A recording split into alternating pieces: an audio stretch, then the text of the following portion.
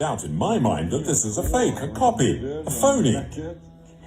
During the Second Reich, the Germans were coming about with a philosophy to justify further expansion, colonialism and imperialism.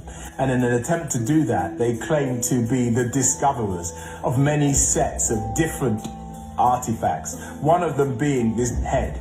But in fact, what it was something created at the time or just afterwards to justify their ideas of colonialism and imperialism.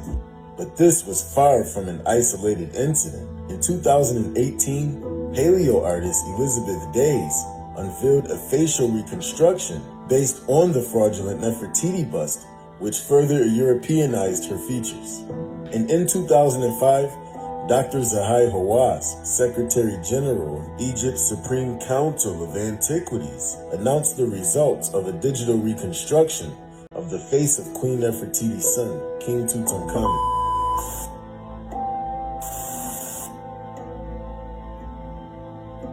However, the relief on the back of his royal throne of him and his wife, Queen Ankhesenamun, shows a dark brown skin tone and features that resemble populations found in modern-day Sudan and the Horn of Africa. With discrepancies so glaringly obvious, one has to wonder, what other liberties have been taken behind closed doors? A concerted effort has also been made in Hollywood to whitewash ancient Kemet. Television and film have promoted the idea of a European Egypt for decades. But when we look at the temple walls, we see a melanated population with a variety of skin tones and hairstyles, such as afros, waves, braids, and locks. Indeed, the discovery of the Rosetta Stone and translation of the ancient hieroglyphs, originally known as Medu Neter, made Western scholars rethink their narrative. The newly transcribed inscriptions revealed an advanced culture that had attained an exceptionally high level of development.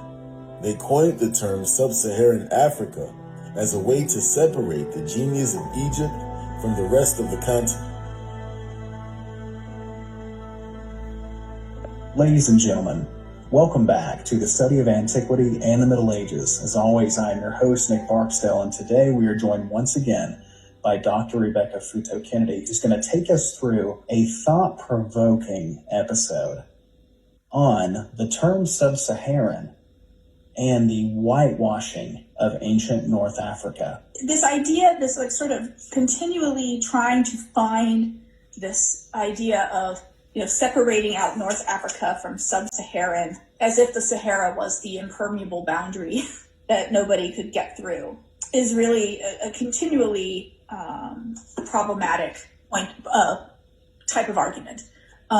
Particularly since we have early texts that tell us that, right, Herodotus tells us that, he says the Ethiopians and the Garamantes are indigenous to North Africa, and that, of course, the Phoenicians and the Greeks are not.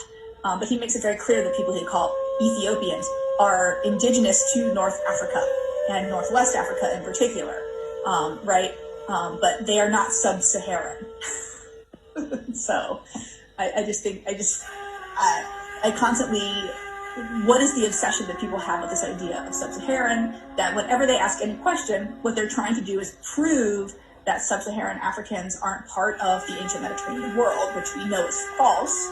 Not only do we know, of course, that people that we would call quote-unquote sub-Saharan Africans ruled Egypt before the Persians got there, among others, but that they have this continual culture that runs up and down the Nile. And we know from our ancient sources that they believed very firmly, and they interacted with what in the area they called Libya, right?